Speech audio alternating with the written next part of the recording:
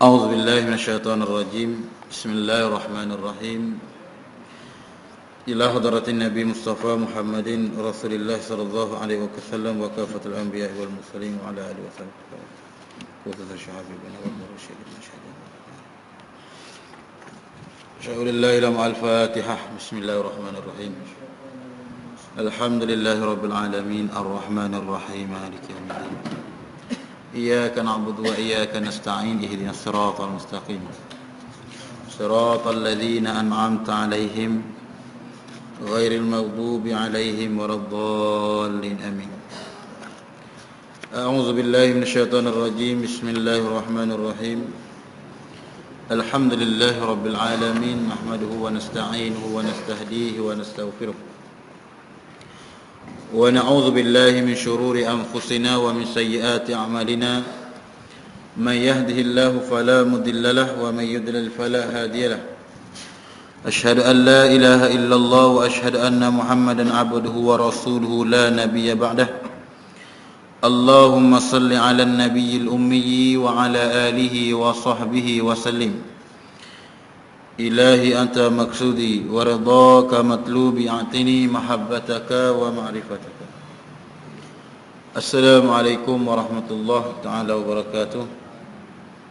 Alhamdulillah, bersyukur kita kehadrat Allah Subhanahu wa taala dengan limpah kurnianya kasih sayang Allah Subhanahu wa taala kepada kita, yang mana Allah taala masih lagi beri kesempatan, beri ruang dan masa kepada kita, yang mana dapat kita sama-sama mengerjakan ketaatan kepada Allah Subhanahu wa taala. Dan mudah-mudahan segala apa pekerjaan yang kita lakukan diterima oleh Allah Subhanahu wa taala sebagai amalan yang saleh.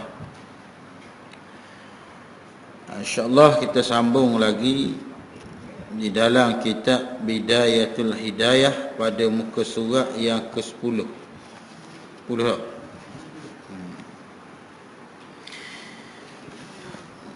Maka kata musannif rahimahullahu ta'ala, kata Imam Ghazali rahimahullahu ta'ala, maka apabila engkau bertanya, maka apabila engkau bertanya, apakah itu Bidayatul Hidayah?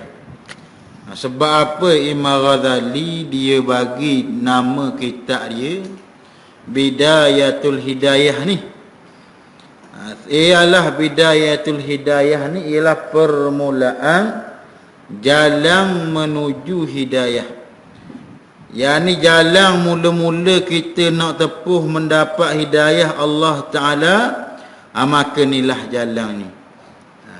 Mana untuk dapat aku mencubanya bagi diriku. Dia pula Imam Ghazali dia karang kitab ni bukan untuk orang lain, untuk diri dia sendiri juga. Bukan dia pandai cakap saja dak Imam Ghazali. Bukan kata ikut sedap nak cakap je dak, ikut sedap nak royak je dak. Dia bagi tahu ni untuk menasihati diri dia sendiri. Dan maka ketahuilah bahawa permulaan jalan hidayah itu ialah takwa yang zahir. Mana? Maka dia kata ketahuilah bahawa permulaan jalan nak dapat hidayah. Permulaan mula-mula nak dapat hidayah, petunjuk. Hidayah ni petunjuk lah. Petunjuk Allah Ta'ala nak bagi kepada seseorang, nak dapat petunjuk Allah Ta'ala. Mula-mula dia kena berjalan mana? Iaitu takwa yang zahir. Mana? Takwa zahir, yakni dia kena mengerjakan pekerjaan-pekerjaan yang zahir. Mana? Mengerjakan ibadat-ibadat yang zahir mana? Dengan anggota-anggota yang zahir lah. Dan anggota tangan, kaki, dan mata, dan telinga, dan kemaluan, dan perut dia semua tu. Apa panggil? Mengerjakan dengan takwa yang zahir. Barulah dia akan dapat mana? Nihayatul hidayah, kesudahan bagi jalan hidayah. Dan iaitulah kesudahan hidayah ni ialah takwa yang batin. Apa ni? Takwa yang batin, yakni hati dia sentiasa berasa takut dengan Allah Subhanahu wa taala. Jadi nak boleh mari takwa yang zahir yang batin inilah dikata permulaannya kena melakukan takwa yang zahir. Mana? Walaupun marilah lagu mana buat ibadat pada Allah Ta'ala, kita buat ibadat pada Allah Ta'ala berasa tak khusyuk mana, buat juga mana pun. Tak, buatlah lagu mana walaupun berasa tak khusyuk dalam diri, berasa banyak kurang, kalau buat muka je orang tak ingat juga Tuhan. Buatlah lagu mana kata Imam Ghazali pun. Maka dengan permulaan kita dah buat ibadat, baca Quran, baca Quran ni kita nak baca, nak ngaji, berasa malu. Tak, bah kita ngaji pun orang panggil tak ikhlas rasa. Tak, maka Imam Ghazali kata buatlah walaupun setara mana pun. Tu panggil permulaan bagi nak asal ikhlas dalam. Lalu dah kata kalau sekiranya seorang ni dia mari berasa dalam dia, dia kata kalau kita buat ibadat kepada Allah Ta'ala ni takut dok ikhlas pula. Tak, mari menuntut ilmu, rasa dia kan berasa kita lah panggil hebat sekali. Mari berasa gitu. Maka kita pun tinggal amalan tu. Maka kata Syekh Fudail bin Iyad, dia kata man tarakal ibadah, barang siapa yang meninggal ibadat li ajlin nas, kerana manusia. Bapa dah buat ibadat, gi manusia kata aku rajin. Bapa dah buat ni semayang, kata bapa dah baca Quran, aku gi manusia kata aku pula riak nak tunjuk orang. Berasa gitu. Maka kata Fudail bin Iyad, orang yang meninggalkan ibadat kerana manusia, maka dikatakan fahwar riyaun, maka orang ni dikatakan riak juga. Nah, dia buat ibadat kerana manusia riak, bila dia tinggal ibadat kerana manusia pun, Syekh Fudail bin Iyad kata orang ni pun riak juga. Mana kata dia meninggal kerana manusia pun berdosa juga. Berdosa juga dengan dia meninggalkan amal saat itu. Maka kata Imam Ghazali, walaupun dalam hati kita dah ikhlas tengah mana, buat juga perkara tu. Kenapa? Permulaan nak dapat hidayah, permulaan nak dapat ikhlas dalam hati tu. Dan lagi pula dia kata kesudahan jalan hidayah itu ialah takwa yang batin ni. Hasil dia semayang, hasil dia berzikir, hasil dia melakukan segala adab-adab di segi perbuatan yang zahir ni. Tak, walaupun asal dia kelah, bila-bila ia akan Allah Ta'ala akan capuk berasa banyaknya kurang dalam diri aku. Tak, berasa kurang banyak dalam diri ni, ibadat berasa jauh dengan Tuhan. Maka pada tu Allah Ta'ala capuk hidayah mana? Berasa situ nak memperbaiki diri dia, nak baiki hati dia. Tak, nak baiki hati lagu mana, nak ikhlas pada Allah Ta'ala. Maka di situ yasir mana? Dengan menuntut berasa nak cari guru. Tak, berasa nak cari guru dalam nak membimbing rohani dia lagu mana keadaan dia ni berasa jauh ni. Mana hasil daripada permulaan hidayah kata Imam Ghazali. Lalu dalam kitab ni dia nak tunjuk kepada kita lagu mana permulaan untuk mendapat hidayah pada Allah Subhanahu Wa Taala. Kenapa? Kerana hasil sebenar tu nihayatul hidayah, petunjuk apa ni takwa yang batin, yang dalam ni takwa sungguh, takut sungguh dengan Allah Taala. Dan tidak ada petunjuk kata Imam Ghazali, dan syurga itu tidak akan dicapai kecuali dengan takwa. Nak capai dengan syurga ni tak dapat tidak dengan takwa. Nak boleh hasil syurga ni dengan takwa. Kalau orang tak ada sifat takwa, maka macam mana dia nak dapat syurga Allah Subhanahu Wa Taala? Kerana Allah Taala kata inna akramakum, orang yang terlebih mulia indallah, di sisi Allah Ta'ala, manusia yang Allah Ta'ala pandang mulia ni, manusia ke mana? Bukan manusia hebat dunianya ni, mana pakai kereta besar, pakai rumah besar, tak, bini pun besar juga, tak, bukan hak tu. Lalu Allah Ta'ala kata manusia yang paling hebat, paling Allah Ta'ala mulia, akramakum indallahi atqakum, orang yang bertakwa pada Allah Ta'ala. Dan hati dia betul-betul takut gerung dengan Allah Subhanahu Wa Ta'ala. Maka dia kata, dan tidak ada petunjuk, yakni jalan, kecuali bagi orang yang menyediakan dirinya untuk bertakwa. Sebab itu kita diutuhkan oleh Allah Ta'ala di atas muka dunia. Mana? Inna khalaqtul jinna wal insan illa liya'budun, supaya kita ni dapat mengerjakan ketaatan pada Allah Subhanahu Wa Ta'ala. Yang ni orang nak dapat petunjuk hidayah bukan tunggu. Dak, warna dak mari semayang, warna dak belajar. hidayah dak siapa lagi. Berat. Orang panggil tunjuk dak apa lagi. Panggil dak siapa seru lagi. Udah kata bahasa ni dak apa seru lagi kata. Nak belajar ni. Nak apa guananya? Usaha tak ada. Dak usaha nak mari kepada hidayah Tuhan Allah Taala tu tak ada. Maka macam mana Allah Taala nak capuk hidayah pada seseorang? Tak. Sedangkan pilihan ikhtiar Allah Taala bagi dak. Mana pilihan? Pilihan yang baik, pilihan buruk semua dia tahu dah. Tu atas pilih dia. Tapi kalau sekiranya dia kata dak siapa seru, ni teruklah. Kerana apa? Nak bolehnya kata Imam Ghazali di sini, nak dapat petunjuk kecuali bagi orang yang menjadikan diri untuk bertakwa, dan yang mana nak dapat tu mesti orang ni yang menyediakan diri untuk bertakwa. Mana dia melakukan perkara-perkara suruhan Allah Subhanahu Wa Taala. Dan dikata lagi bermula takwa itu terbahagilah ia kepada dua bahagian. Mana? Pada takwa ni di sini iaitulah pertama menunjung segala perintah Allah Taala. Ini melaksanakan akan ketaatan. Mana tiap-tiap perkara hak junjung perintah Allah Taala orang panggil taat. Tak, hak benda Tuhan suruh buat kita buat. Hak mana Tuhan suruh wajib buat. Maka ni dikatakan orang ni orang yang taat. Buat segala yang Allah Taala suruh. Dan yang kedua menjauhi segala larangan Allah Taala, yakni meninggalkan maksiat. Mana asi-asi ni kalau bahasa Arab orang panggil derhaka. Tak, derhaka. Orang kata jangan buat, dia buat semacam. Maka dikatakan orang ni mana? Maksiatun, perkara maksiat, perkara yang derhaka. Maka orang dikatakan orang yang asi. Orang asi ni orang yang melakukan maksiat. Maka takwa ni iaitu menjunjung perintah Allah Taala dan meninggalkan akan segala larangan Allah Taala. Itu panggil takwa. Tak? Lalu nak boleh hasil takwa mana? Iaitulah apa panggil takwa ni. At-taqwa kata Sayyidah Aisyah radhiyallahu anha, dia kata at-taqwa huna, takwa ni duduk dalam dada. Nak boleh hasil hak duduk dalam dada tu bukan tunggu debok.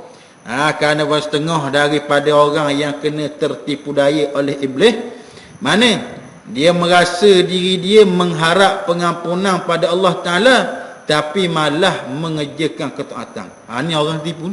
Tak, dia berasa mengharap cita-cita angan-angan supaya Allah Taala ni, Allah Taala ampun dosa aku ni, minta Allah Taala. Tapi buat amal untuk mendapat keredaan Allah Taala tak ada. Tak ada usaha kata nak meninggal maksiat, tak ada. Tapi dia harap cita-cita, maka orang ni telah tertipu daya oleh iblis.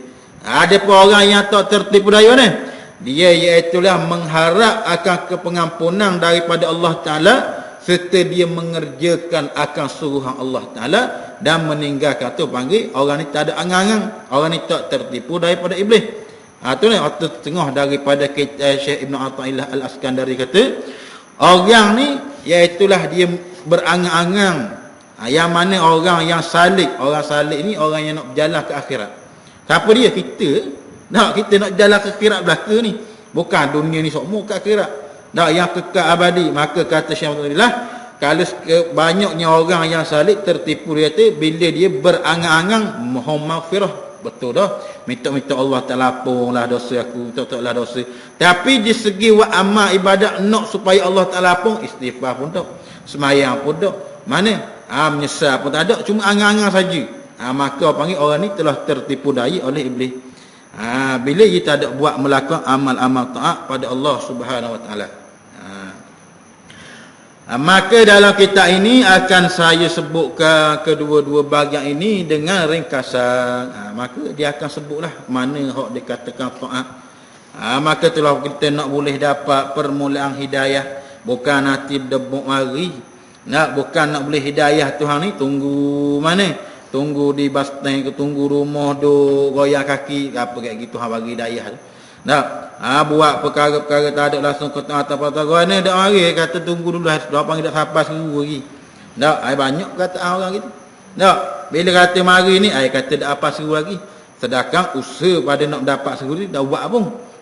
Kerana kata Imam Ghazali nak boleh dapat hidayah Allah Taala, ia kena permulaan untuk mendapat mana? Iaitulah dia kena buat dengan takwa yang zahir. Takwa yang zahir. Iaitu takwa zahir ni segala surah hak zahiriah. Segi semayang hak zahir. Kerana orang panggil dia ada amaliyah, amal yang zahir dan amal yang batin. Amal zahir hak kita duk buat semua tu, duk semayang, duk puasa, duk berzikir dengan mulut, duk baca Quran tu zahir. Ada orang batin, tu kelakuan hati. Hak kelakuan hati ni payah ni. Terkadang orang nampak comel dia buat ni, tapi hak dalam tak tahu. Tapi itulah kata bahawasanya nak boleh hasil, buatlah lagu mana pun. Asalkan buat perkara tu, lama-lama kan kata ulama dia akan mari ikhlas dengan sendiri dia. Hasil Allah Taala dapat hasil dengan kita usaha pada buat perkara-perkara kebaikan. Lalu bahagian yang pertama dia nak menyatakan tentang adab melaksanakan ketaatan.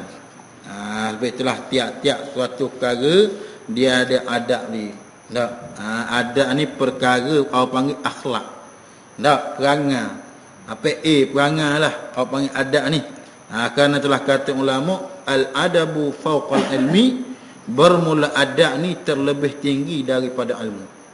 Nak dibandingkan adab ni terlebih tinggi daripada ilmu. Orang ni walaupun ilmu dia banyak cara mana pun, kalau adab tak comel, kelakuan tak baik, kelakuan huduh, maka orang tak pandang. Kalau orang ni orang panggil adab dia tinggi, adab dia baik, adab dia bagus, mana orang pandang? Tengok Nabi sallallahu alaihi wasallam sendiri. Nak kira ilmu dia dalam ayat. Orang panggil gedung ilmu. Wa aliyu babuha, bermula ali bahawasanya aku ni mana gedung ilmu, Nabi kata. Wa aliyu babuha, dan bermula ali lah pintu-pintu ilmu. Nak boleh tubuh ilmu dengan senari. Tapi Nabi ni akhlak dia, kerana kebanyakannya mematuhkan daripada golongan-golongan ansar, golongan-golongan musyrikin. Sebab apa? Salah satu punca daripada akhlak Nabi. Perangai Nabi. Yang mana orang tengok tu, walaupun orang duk marah dia, duk buat dia tetap juga buat juga baik pada orang. Kita payah nak buat itu. Orang buat jahat kita, ni dah lama. Dendam tu panggil siapa mati lah. Ayatnya mana? Orang panggil hati kita ni jauh. Panggil jauh hati kita ni nak banding dengan Nabi sallallahu alaihi wasallam, mana akhlak yang baik. Sebab itulah diutuskan oleh Allah Subhanahu wa taala. Nabi kata, innama bu'istu liutammima makarimal akhlak. Aku diutuskan di atas muka dunia ni sebab apa? Liutammima makarimal akhlak, kerana nak menyempurnakan tempat terbitnya akhlak-akhlak manusia. Mana tempat terbit? Hati. Kalau sabit Allah Taala tu, kalau baiknya hati ni, maka baik semualah. Lalu panggil salah satu daripada ni dia adab kitab ni, orang panggil Imam Ghazali ni, kitab dia katakan kitab tasawuf. Sebab tasawuf ni dia nak memperbaiki hati, nak memperbaiki akhlak-akhlak, adab kita. Akhlak yang comel, akhlak baik, akhlak yang disukai Allah Taala. Kerana orang pun duk patung dia kok. Mana molek bunga banget pokok kerana bunga.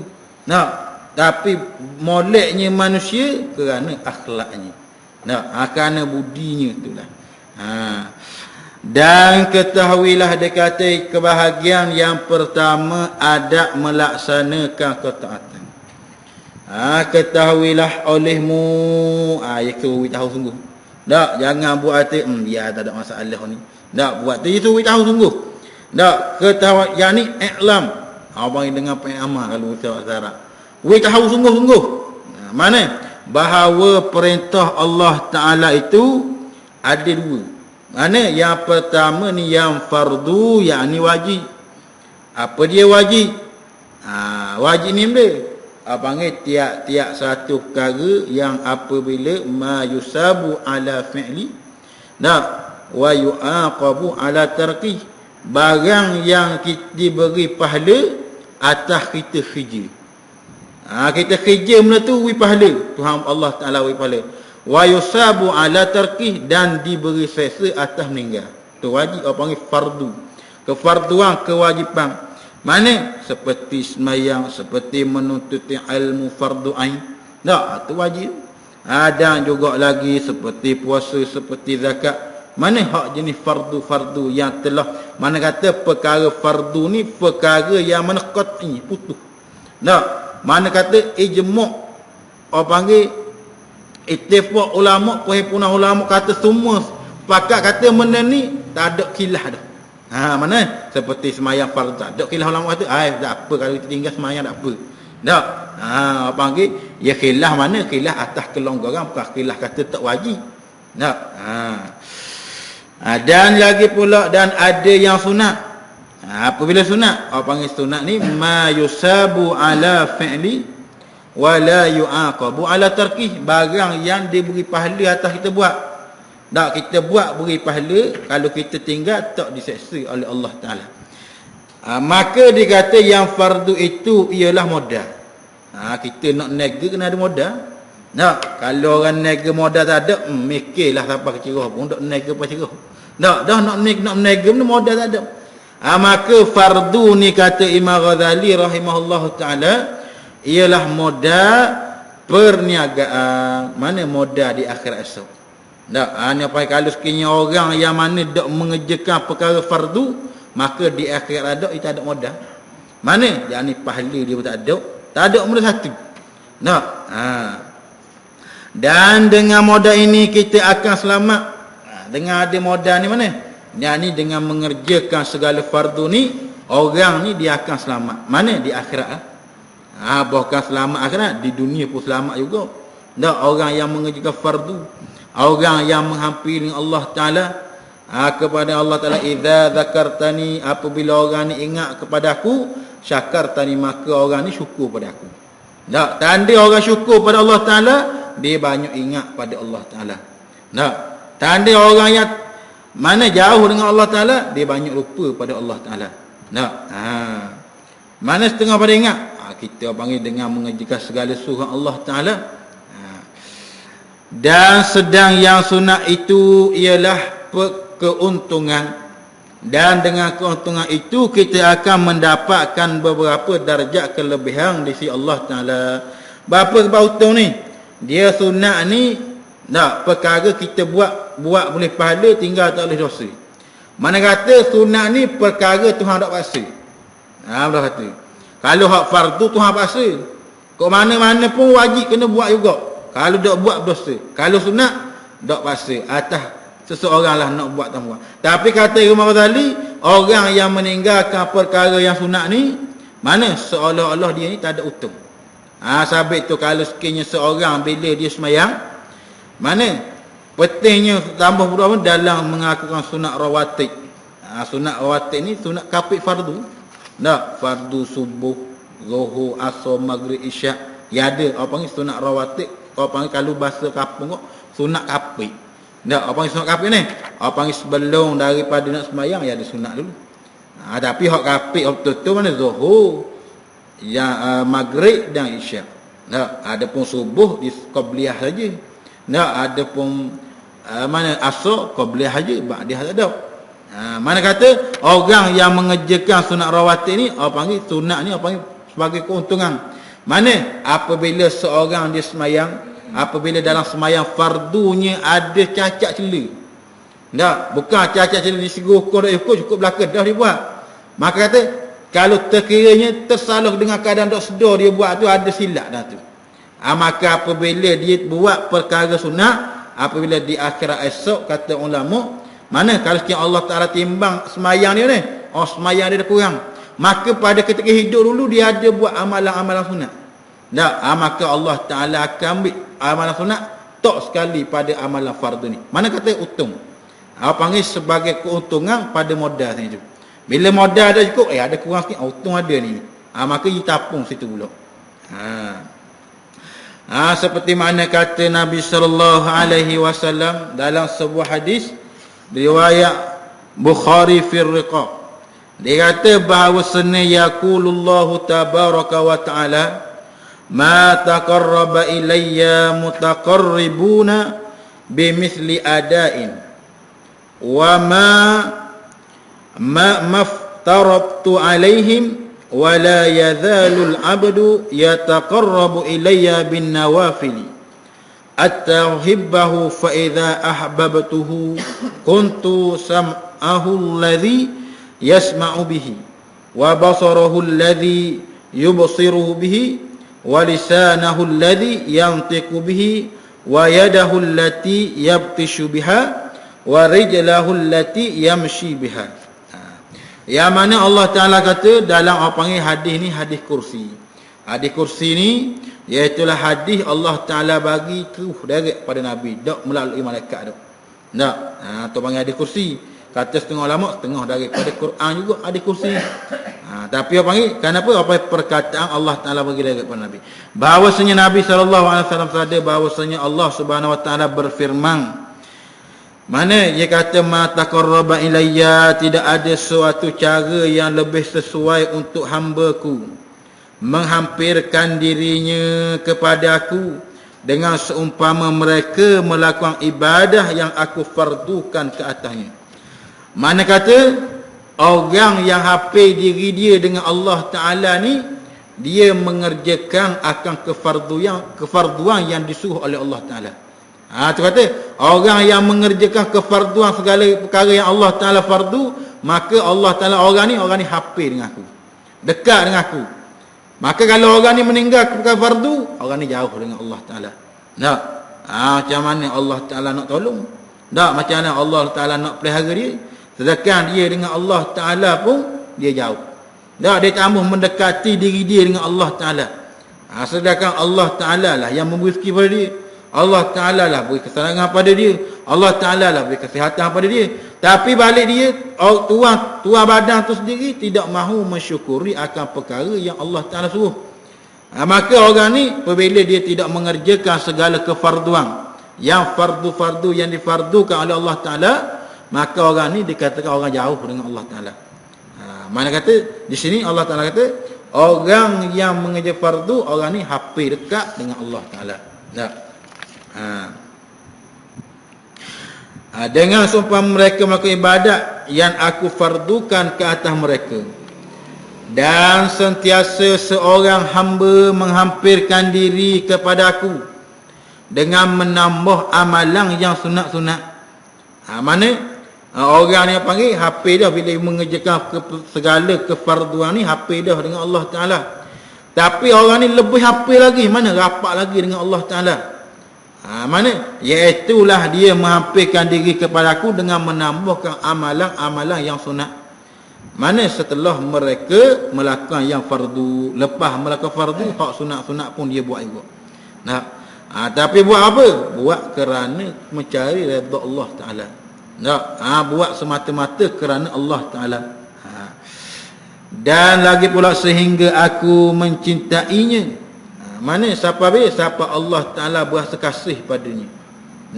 Apabila Allah Ta'ala kasih pada seorang, maka apabila Aku telah mencintainya, berasa kasih pada, maka Akulah pendengarannya yang ia mendengar dengannya, dan Akulah penglihatannya yang ia melihat dengannya, dan Akulah lidahnya yang ia berkata-kata dengannya, dan Akulah tangannya yang ia menyentuh dengannya, dan Akulah kakinya yang ia berjalan dengannya. Mana kata apa? Mana tu Allah Ta'ala ni sentiasa dekat dengan dia. Mana? Kalau kita orang ni bila kasih pada seorang, tak? Kita sayang pada seorang ni, tak? Dia makan macam kita makan, kita rasa macam makan sekali dengan dia.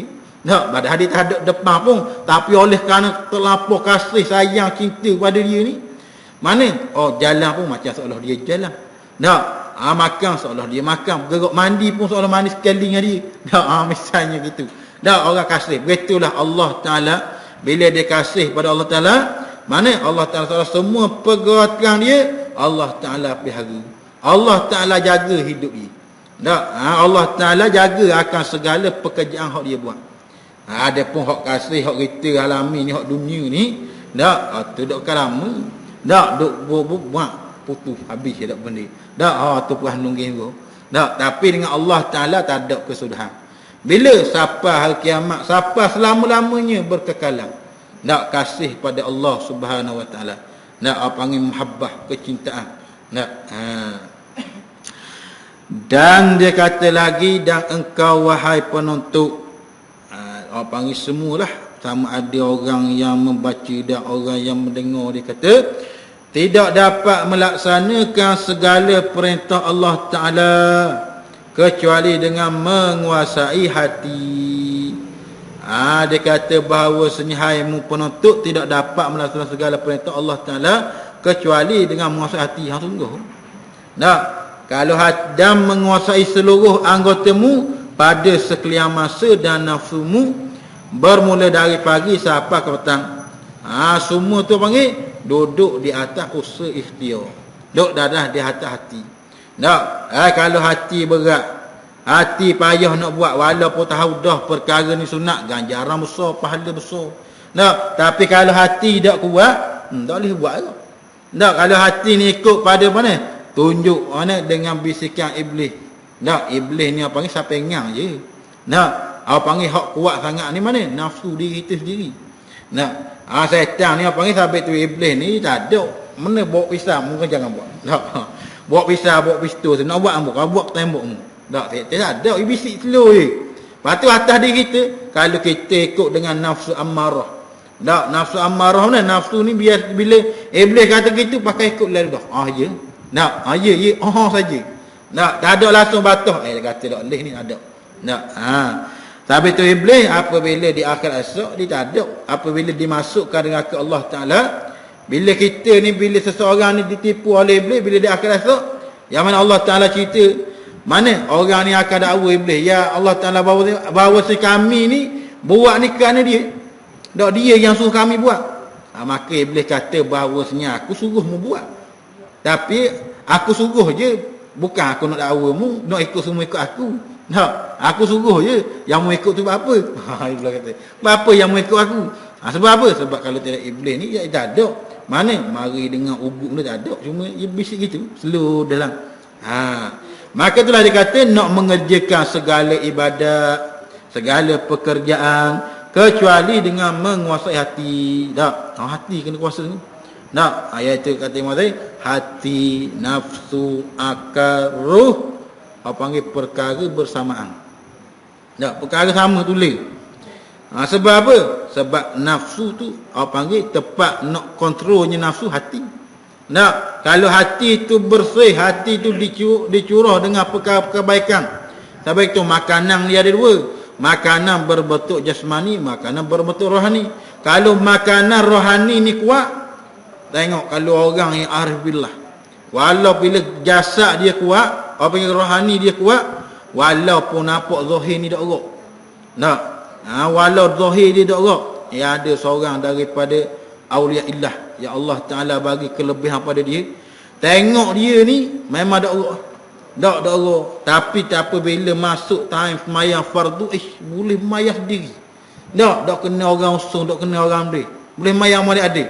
Sebab apa? Sebab gagahnya rohani, makan rohani, kuatnya ingatan dia kepada Allah Subhanahu Wa Taala. Nah, mana orang panggil orang yang kekuatan rohani ni dengan amalan-amalan soleh lah. Orang panggil kekuatan rohani ni. Mana dia kena menguasai, iaitulah Nabi kata bahawasanya selepas daripada perang ni, orang panggil la jihada, tidak ada jihad. Tak selepas ni. Tak illa malaikat jihad asbar.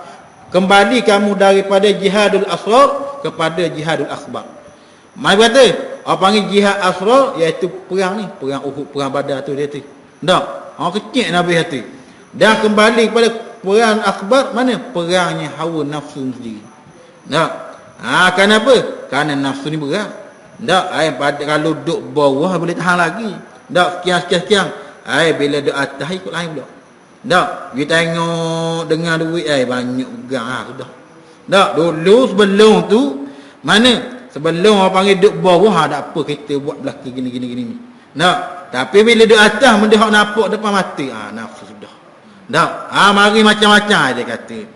Tak boleh ni kita nak buat bahagian kita sikit. Mana? Habis tu Nabi kata besarnya jihad, paling besar jihadun nafsi. Kenapa? Kalau nafsi kita boleh menundukkan nafsu, walaupun orang tu duduk atas, duduklah ke mana pun. Mana? Perkara tu dia tidak akan khianat dengan perkara tu. Kenapa? Kerana hati dia telah bersih dah daripada mana perkara keduniaan. Sebab itu Nabi kata hak ni paling besar sekali. Tak, jihadul akbar iaitu jihadun nafsi. Dan lagi pula dia kata bahawasanya dan menguasai seluruh anggotamu pada sekalian masa dan nafsumu lah diri kita sendirilah. Dan bermula dari pagi sampai ke petang. Mana kata 24 jam. Dah ingat Allah Taala ni mana? Ingat Allah Taala ni kena sentiasa Allah Taala kata. Dak zikran kasira, hendaklah kamu ingat pada aku banyak-banyak. Mana? Alladzina yadhkurunallah hakiyaman keadaan duduk orang yang ingat pada Allah Taala ni, hal keadaan dia duduk, hal keadaan dia berdiri, hal keadaan dia berbaring, dia sentiasa ingat pada Allah Subhanahu Wa Taala. Dak sabit tu kalau orang panggil arif billah, dak orang hak makam tinggi-tinggi, dia menganggapkan apabila lupa pada Allah sesaat dosa besar bagi dia. Dak bagi kita dak hafal hak tu lah. Dak bagi dia orang yang arif billah lupa dah saat. Kerana tu iblis apabila seorang tu lupa pada Allah Taala sekejap, pada ketika itulah dia mana dia duk godi. Dia panggil dia celah, dia panggil nak menipu. Tapi bila orang tu kembali ingat balik pada Allah Taala, mana maka orang mana iblis dia tak berani. Tak boleh. Dia tidak dapat menguasai. Dan ketahuilah dia kata bahawa Allah Taala itu mengetahui segala ada dalam hatimu. Perkara hak duduk dalam hati ni Tuhan tahu. Walaupun kita buat perkara ni orang lain tak tahu. Tapi Allah Taala ni dia tahu. Dan dia menilik segala yang ada pada zahir dan batinmu. Yang Allah Taala ni tilik belaka, sama ada perkara zahir hak kita buat anggota walaupun depan orang tak apa. Ada orang duk curi telur ayam orang, kata ada apa tu, orang tahu dia curi. Tu misal tu panggil lekeh hangat layang ni lebih lagi lah misal. Tapi Allah Taala ni dia tengok hatta semut hitam dalam pada malam yang kelam di atas batu yang hitam pun Allah Taala boleh tengok. Apatlah dia dalam hati manusia, dalam pergerakan diri manusia, Allah Taala Maha melihat. Melihat Allah Taala tidak ada batas. Sentiasa Allah Taala melihat. Dan menguasai seluruh dan dia Allah Taala menilik segala yang ada pada zahir dan batinmu, dan dia mengetahui segala masamu. Mana masa-masa kita buat benda, hari ni kita buat benda, jam berapa, pukul berapa, tak tertinggal walaupun sekejap pun, walaupun sekelip mata selazah pun Allah Taala tahu juga. Lalu lintasan hatimu dan segala langkah-langkahmu dan segala diammu dan gerakmu pun Allah Taala tahu. Dia yang dak buat benda senyap. Orang nampak tak ada buat benda senyap, tapi dalam hati duk tengok orang lalu, dia kata ni ada buat benda ni.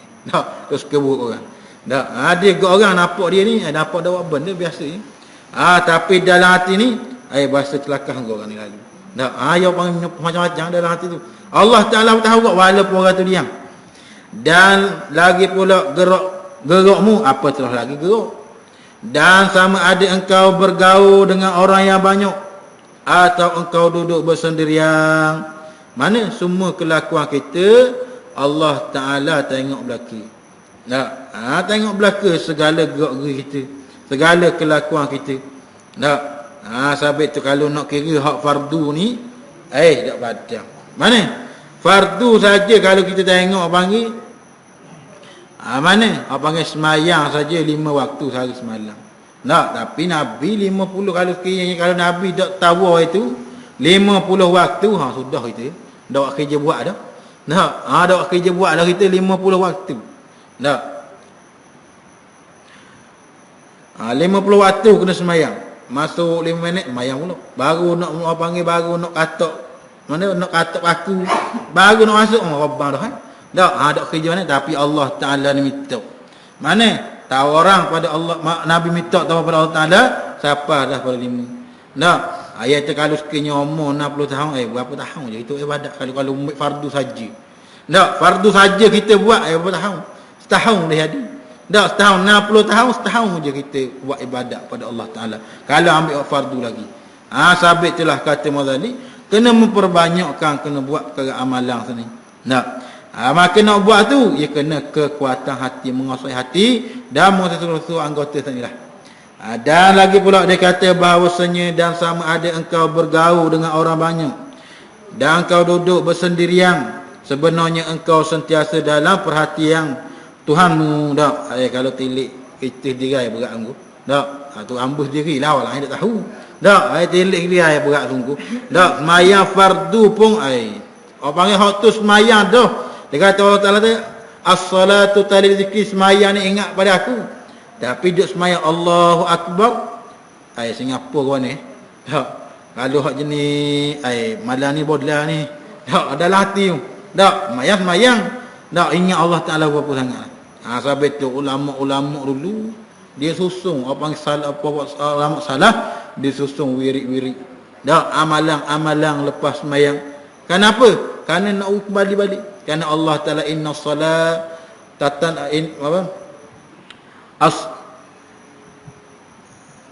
bahawasanya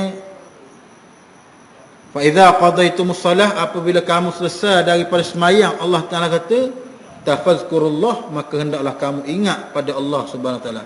Pada itulah ulama ambil dia susung. Tak susung amalan ni. Apa?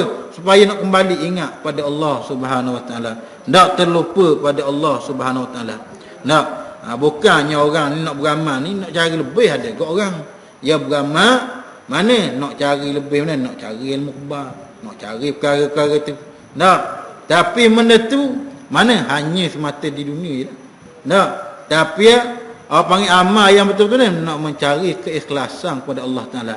Tak, sabit para aulia illah, wali-waliullah, Allah Taala bagi kelebihan karamah kepada dia.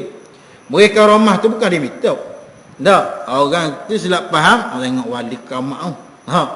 Dia bukan minta, tapi anugerah Allah Ta'ala di atas keikhlasan dia mencari redha Allah Ta'ala. Bila cari semata redha Allah Ta'ala, mencari ikhlas semata-mata nak betul niat dia semata kerana Allah Ta'ala, nak dengan dia beramal sungguh-sungguh, maka Allah Ta'ala bagi kelebihan pada dia. Nak seperti mana berlaku pada Siti Maryam. Siapa dia? Iaitulah muknya Nabi Isa, yang mana Allah Ta'ala cerita yang mana makanan tak putus. Yang mananya Nabi Zakaria bila masuk pada tempat nak bagi makanan, tengok buah kurma saja. Dah buah rotak, buah segar-segar. Kejut mari mana Allah Taala tahu kelebihan dia. Mana? Semata-mata buat ibadat. Mana kerana Allah Subhanahu Wa Taala, bukan nak cari kelebihan. Tak. Dan lagi pula dia kata, dan sama ada bergaul semua Allah Taala perhati belakalah. Maka tidak diam sesuatu yang diam di alam mulki, alam yang nampak oleh manusia, dan di alam malakut, alam yang tidak nampak oleh manusia. Mana apa panggil alam sebelah alam, apa alam gaib. Tak, alam ni tidak nampak oleh manusia. Mana ni? Nampak jin. Tak. Malaikat, apa panggil alam malaikat. Dan tidak bergerak segala yang bergerak kecuali Tuhan yang menguasai sekalian langit dan bumi itu melihat dan mengetahuinya. Mana iaitulah bergeraknya seseorang, bergeraknya kecuali Allah Ta'ala lah yang memberi gerak. Izin kita bergerak ni bukan hasil dengan kita. Tak. Apa ni? Apa panggil hasil izin Allah Ta'ala. Cuma usaha kita duk bergerak gini-gini, itu ialah asbab saja. Tak. Tapi pada hakikatnya Allah Ta'ala. Tak. Lalu itulah kita bila sakit, yang beri sembuh, bila makan ubat. Salah tak? Tak salah makan ubat. Tak. Dah kalau makan ubat ke mana? Orang panggil syirik tak? Syirik ke mana? Hak syirik ni, mana kalau sekiranya dia makan ubat, dia kata ubat ni boleh sembuh. Tak, memang jadi sungguh ubat ni. Di segi etikot dia pun kata ubat ni boleh sembuh. Maka ni syirik sungguh. Tapi kalau di segi dia kata hak yang menyembuhkan Allah Ta'ala. Tapi asbab nak boleh sembuh tu dengan ubat ni. Tak. Tapi dengan izin Allah Ta'ala melalui ubat. Maksudnya Allah Ta'ala bagi perantaraan. Tak, nak boleh sembuh kan itu. Tak. Ada asbab-asbab ni. Tak. Dan melihat dan mengetahui seperti firman-Nya, ya'lamu kha'inatal a'yuni wa ma tukhfi sudur. Dia Allah Ta'ala mengetahui pandangan mata yang khianat. Mana? Mata yang khianat, mata yang tak betul lah. Mana khianat ni? Itulah dia memandang perkara-perkara yang dilarang oleh Allah Ta'ala. Nah, Allah Ta'ala mengetahui pandangan mata yang khianat. dan apa yang disembunyikan oleh hati. Mana? Sama ada mata kepala ataupun mata hati. Tak? Mata kepala ni tak orang nampak ni. Tak? Dan juga mata hati. Mana? Mata hati ni hok dalam. Tak? Sabit tu kalau sekali mata hati dia hidup. Tak? Yang mata hati dia bersih, bila orang ketuk sikit, pak, selalu dah ingat pada Allah Taala. Tak? Kembali ingat pada Allah Taala. Siapa orang hati dia bersih, bila sebut aja ayat Al-Quran, mana berasa gerung, rasa takut lalu dah. Habis tu sifat orang mukmin. Dah Allah Taala menyebut, innamal mu'minuna allazina idza dzukirallah wajilat qulubuhum. Dah apabila orang mukmin bila sebut nama Allah Taala, gemetar hati dia. Kalau kita ni apa panggil, bila sebut nama Allah Taala rasa tak ada benda, apa panggil tu alamat mana? Kurang sempurna lagi. Tak, kerana orang beriman betul-betul iman yang sempurna, bila sebut je nama Allah Taala, maka hati dia suruh gemetar, berasa gerung. Tak, berasa takut. Yang ni ai azab Allah. Apabila sebut akan azab Allah Taala, berasa gerung, berasa takut. Nak buat azab Allah Taala ni. Kerana azab Allah Taala ni tak tahu. Tak, datang ni terlebih pedih, lebih sangat lagi. Maka inilah apa panggil ilmu ni, ilmu tasawuf dia tilik akan diri kita. Nah, yang nak perbaiki diri kita, yang mana apa panggil diri inilah, nafsu ni, roh inilah yang akan menghadap bertemu dengan Allah Subhanahu Wa Taala. Nah, awal ni tak boleh, kita sendirilah yang akan menghadap pada Allah Subhanahu Wa Taala. Maka itulah dia kata bahawasanya Allah Ta'ala ni mengetahui segala mata yang khianat, mata pandangan mata yang khianat, dan apa yang disembunyikan oleh hati. Hati hak susu hak dalam tu Allah Ta'ala tahu belaka. Sebab itulah ada alih nak lari bahawa malaikat kiraman katibin, yang mana dia ni sentiasa duk menulis, apa panggil, raqib dan atid.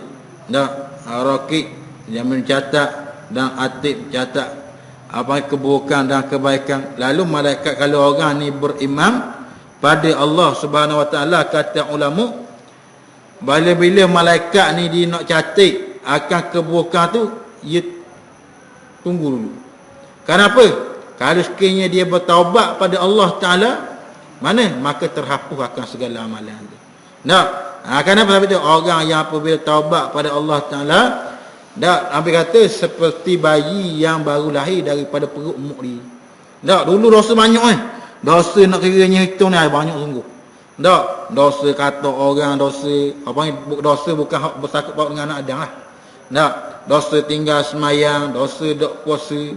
Tak, dosa buat apa panggil, apa benda tu hak larang dia buat belaka, minum arak ke benda. Tak, bahan dah doktor kuda ke bahan belaka. Lalu dia bertaubat pada Allah Subhanahu Wa Taala.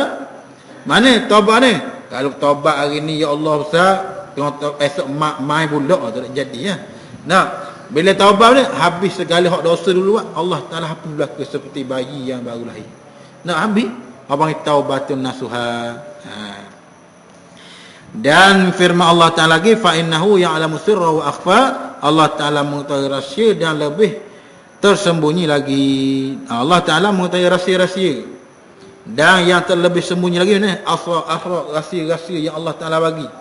Dan rahsia ni, rahsia lagu mana hubungan Allah Taala. Sebab itu orang yang arif billah, orang yang hatinya suci, Allah Taala bagi bermacam-macam rahsia. Mana? Tengah daripada kisah Nabi Khidir dengan Nabi Musa AS. Nabi Musa ni ahli syariat, Nabi Khidir ahli hakikat. Bila pergi dalam keadaan Nabi Khidir, Nabi Khidir kata, Nabi Musa kata, wahai Nabi Khidir, bahawasanya aku nak belajar denganmu. Maka kata Nabi Khidir, bahawasanya ayah mu tak akan mampu dapat belajar dengan aku. Lalu Nabi Khidir kata, mana? Nabi Musa kata, tak, aku nak belajar. Lalu Nabi Khidir kata, boleh, dengan syarat mu jangan membantah apa yang aku buat. Tak. Pergi pada satu tempat, tengok kapal. Bila Nabi Khidir nampak kapal, kita buk kapal. Nabi Musa kata, apa kita buat orang ni? Tak, ikut syariat tak boleh salah. Tak, kerana Nabi Khidir tahu hak sebalik. Kenapa? Kerana kalau sekiranya tak tebuk ni, raja zalim nak apa? Tak, nak apa orang ni? Mana iaitu nak rapah apa panggil kapal ni. Tapi oleh kerana Nabi Khidir ni, mana Allah Ta'ala bagi ilmu, panggil ilmu laduni. Dak ilmu lebih. Dak. Tapi anak boleh ilmu laduni ni bukan nak tunggu. Dak, dia kena menuntut ilmu zahir lah. Nak boleh ilmu laduni ni. Maka tu kisah Nabi Khidir. Dapat ada rahsia-rahsia yang Allah Ta'ala bagi pada seseorang. Tak rahsia hak tersembunyi, asrar, segala rahsia-rahsia. Dan yang lebih tersembunyi lagi mana? Apa panggil segala rahsia-rahsia hak dalam lagi. Ni hasil orang mujahadah. Hasil orang hafid diri dia dengan Allah Subhanahu Wa Taala, maka Allah akan capuk buka hijab dia. Tak, dia boleh nampak segala-gala perkara yang Allah Taala bagi. Tapi dengan syarat dia, ada orang Allah Taala bagi dengan jalan cara majzub. Ada orang Allah Ta'ala bagi dengan jalan mana dia belajar menututi. Tak, orang panggil majzub ni Allah Ta'ala bagi dengan keadaan dia duk beramal biasa-biasa je. Allah Ta'ala bagi rasa apa kelebihan pada dia. Tak, Allah Ta'ala akad darjat di sisi Allah Subhanahu Wa Ta'ala. Ni bukan semua orang boleh. Tak, ni tertentu saja. Tak, ada orang nak boleh perkara ni mana? Dia kena menuntut ilmu dengan guru. Sampai itu sama pula hak rahsia-rahsia ni, perkara hak lebih-lebih ni, dia berhajat kepada guru. Tak, tak boleh pergi seorang. Kerana syaitan ni kalau nampak perkara tu, ia kolbih. Tak. Dan maka jagalah adab-adabmu di hadapan Tuhanmu. Sampai itu dia kata, bila tahu dah Tuhan nampak segala pergerakan kita, kelakuan kita, tak, maka sama-samalah dia kata, jagalah adabmu terhadap di hadapan Tuhanmu. Dan maka jagalah adabmu di hadapan Tuhanmu. Kata dia situlah. Tak, insya-Allah. Allah Subhanahu Wa Taala. A'udzu billahi minasyaitonir rajim. Bismillahirrahmanirrahim. Allahumma ighfir li ummati Muhammadin.